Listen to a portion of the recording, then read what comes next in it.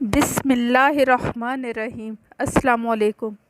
मौके का वाहिद चश्मदीद गवाह साजिद ख़रीद लिया गया। ज़ाहिर की वालदा तकरीबन इकरार जुर्म कर चुकी है। ज़ाहिर की माँ को तस्बीह पकड़वाने वाली वो औरत वो कौन है और वो किस स्ट्रॉन्ग लॉबी का हिस्सा है? ज़ाहिर की बहन इस वक्त कहाँ मौजूद है? अगर आपको लगता है कि मेरा चैनल सब्सक्राइब करना चाहिए तो प्लीज़ कर दें और साथ में बेल आइकन के बटन को भी दबा दें ताकि मेरी वीडियोस आप तक पहुंचती रहें। इस वाक़ये का वाहिद चश्मदीद गवाह अमजद है, जो थेरापी वर्क्स की टीम का हिस्सा है और वो सबसे पहले ज़ाहिर के कमरे में पहुंचा था। थेरापी वर्क्स वालों ने पहले दरवाज़ा बजाया मगर ज़ाहिर जाफिर ने नहीं खोला तो उन्होंने सीढ़ी लगाई बाहर से। फिर यही अमजद ज़ाहिर जाफिर की बालकनी में ऊपर गया और फिर उसने पहले दरवाज़ा तोड़ने की कोशिश की मगर नाकाम रहा। फिर उसने खिड़की तोड़कर अंदर घुसने की कोशिश की। जब अमजद ज़ाहिर जाफिर के कमरे में खिड़की तोड़कर जाता है तो वो देखता है कि ज़ाहिर जाफिर नूर मुकद्दम के सर के साथ बेहुरमती कर रहा है। ज़ाहिर जाफिर अपना सारा काम कर चुका होता है। एक तरफ नूर की तशद्दुद लाश पड़ी होती है और दूसरी तरफ उसका सर उठाकर उससे बेहुरमती कर रहा होता है। जैसे ही ज़ाहिर जाफिर को एहसास होता है कि अमजद खिड़की के रास्ते कमरे में दाखिल होने लगा है तो उसने भागकर अपने वालिद ज़ाकिर जाफिर की पिस्टल उठा ली और चला दी। अब मैं आपको इनकी मुनाफ़क़त बताऊं। एक तरफ ये लोग कहते हैं कि 10 साल से वो मनशियात का शिकार है, हमने इसका खर्चा पानी बंद किया हुआ है, वो अपने हर फेल का खुद ज़िम्मेदार है। अब अगर वो इतना ही मनशियात का आदी है तो आपने उसे अपनी कंपनी में आला पोजीशन क्यों दी हुई है? और फिर आपने अपनी पिस्टल भी खुलेआम रखी हुई है कि वो जिसको जब चाहे जैसे चाहे मार दे।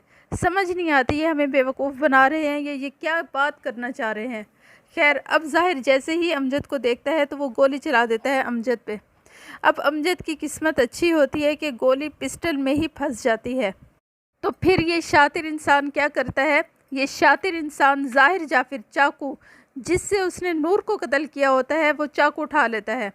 अब अमजद पर हमला कर देता है उसी चाकू से।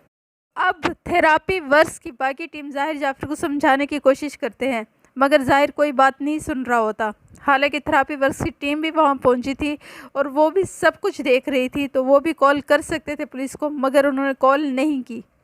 अब ज़ाहिर बिल्कुल पागल हो चुका होता है, किसी की नहीं सुनता और चाकू के वार कर करके अमजद को ज़ख्मी कर देता है। तो फिर बाकी टीम के अरकान ज़ाहिर को काबू पाने के लिए उसको रस्सियों से बांध देते हैं। इसी दौरान पुलिस भी पहुंच जाती है क्योंकि पुलिस को किसी ने इतला दी होती है 15 पर कॉल करके। पुलिस आती है, ज़ाहिर जाफिर को कत्ल के इल्ज़ाम में गिरफ़्तार करके ले जाती है और मौका के अहम गवाह अमजद को उसकी टीम थेरापी वर्क्स की टीम स्पिम्स अस्पताल मुंतकिल करा देती है क्योंकि वो बहुत ज़्यादा ज़ख्मी हो चुका होता है। अब पहले दिन से ये थेरापी वर्क्स की टीम खामोश है। अमजद या किसी शख्स ने कोई बयान नहीं दिया, ना कोई दरख्वास्त जमा करवाई और ना ही FIR दर्ज करवाई। हालांकि अमजद का FIR दर्ज कराना बनता था क्योंकि ज़ाहिर जाफिर ने अटेम्प्ट टू मर्डर किया था। अच्छा, अब मैं आपको बताऊं, कहा जा रहा है कि जब थेरापी वर्क्स के मुलाजमीन उसको अमजद को हॉस्पिटल लेकर जा रहे थे उसी दौरान घर में मौजूद 2 लड़कियों को भी वहां से ले गए। ये 2 लड़कियां कौन थी? इनमें से एक ज़ाहिर जाफिर की बहन है और दूसरी ज़ाहिर जाफिर की बहन की दोस्त है। कहा जा रहा है कि नूर को कन्विंस करने वाली ज़ाहिर की बहन थी कि तुम आओ और मेरे भाई को मिल जाओ। अब अमजद के बारे में कहा जा रहा है कि अमजद और थेरापी वर्क्स की टीम को ज़ाहिर जाफिर के बाप ने भेजा था और अमजद को कहा था कि लाश को तुम जाके ठिकाने लगाओ, मगर उनको मौका ना मिल सका और पुलिस आ गई थी। अब ज़ाहिर जाफिर जब पकड़ा गया था तो उस टाइम उसने जहां ये बयान दिया था कि नूर मुझसे धोखा कर रही थी वगैरह वगैरह, तो उसी ने ज़ाहिर जाफिर ने ये बयान भी दिया था कि मेरे वालिद ने कहा था कि थेरापी वर्क्स वाले आ जाएंगे और लाश को ठिकाने लगा देंगे। अब इस बयान को तफ्तीश का हिस्सा बनाया गया है और अब अमजद की गिरफ़्तारी डाली गई है। अमजद को इसी बुनियाद पर गिरफ़्तार किया गया है कि क्योंकि ये वहाँ पर लाश ठिकाने लगाने गया था। इस मामले को कवर अप करने गया था ज़ाहिर जाफिर के वालिद के कहने पर। अब अमजद ने गिरफ़्तारी के बाद बयान दिया है। अमजद ने कहा है कि मुझे ज़ाहिर जाफिर के वालिद का फ़ोन आया था और उन्होंने इतला दी कि ज़ाहिर जाफिर कंट्रोल से बाहर है, उसका जाकर कुछ करें। वो कहता है कि मैं 5 बंदों के साथ उधर पहुंचा। मैं खिड़की तोड़कर जैसे ही अंदर पहुंचा तो ज़ाहिर जाफिर ने मुझ पे गोली चला दी और जब गोली ना चल सकी तो उसने छुरी के साथ मुझ पे वार किया और छुरी मेरे पेट पर मार दी।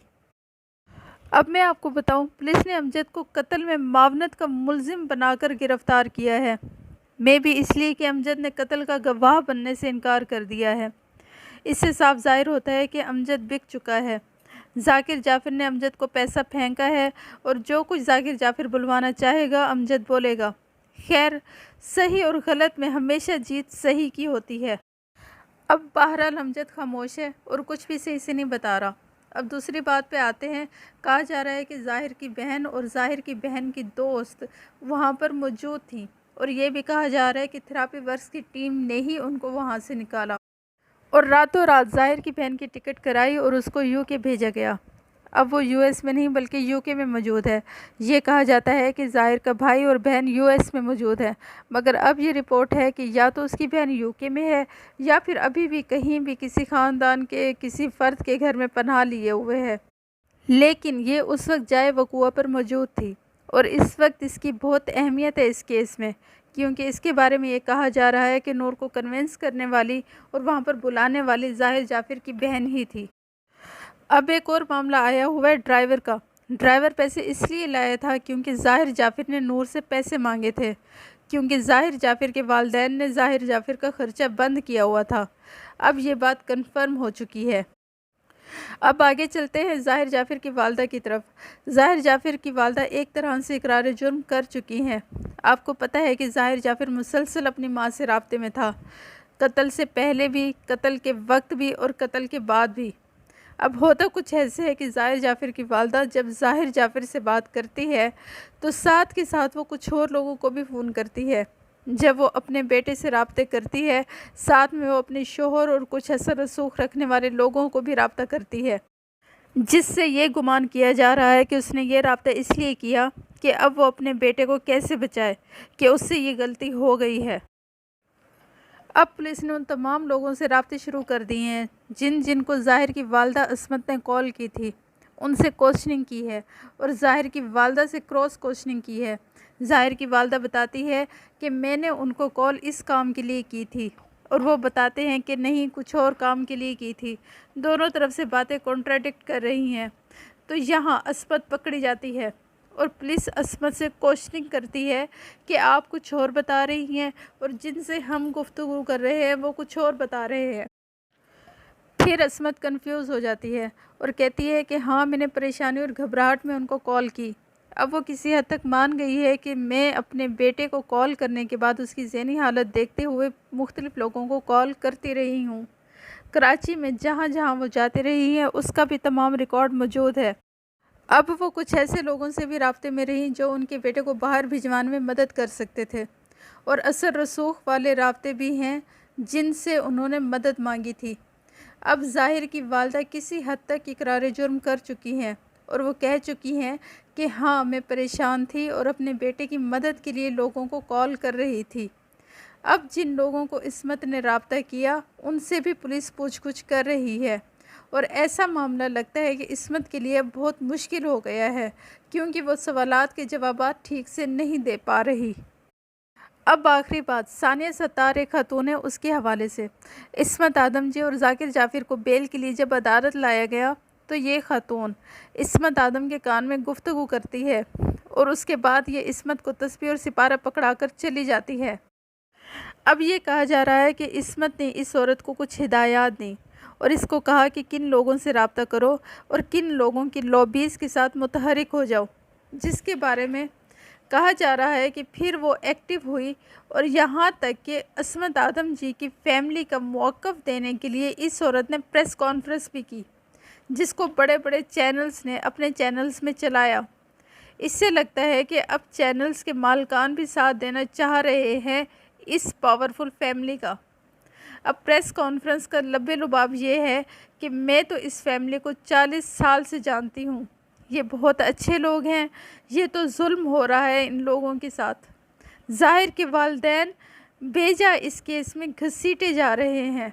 हम तो ख़ुद कहते हैं कि नूर मुकद्दम के साथ जुल्म हुआ है, लेकिन ये लड़का नशई है। फिर उनसे सवाल किया जाता है, अगर वो मानते हैं कि बेटे ने गलत किया और हम उसके साथ नहीं हैं, तो ज़ाहिर के वकील को पेमेंट कौन कर रहा है? फिर इस बात का उस औरत के पास कोई जवाब नहीं होता। फिर ये भी सवाल किया गया कि ज़ाहिर के यहाँ खर्चे कौन मैनेज करता है, तो किसी बात का भी उस औरत के पास जवाब नहीं था। वो बस यही कह रही थी कि ज़ाहिर की फ़ैमिली मज़लूम फ़ैमिली है और जो लड़का है वो नशेई है और सारा कसूर नशे का है। उम्मीद करती हूँ कि आपको मेरी वीडियो अच्छी लगी होगी। नेक्स्ट वीडियो तक के लिए अल्लाह हाफ़िज़।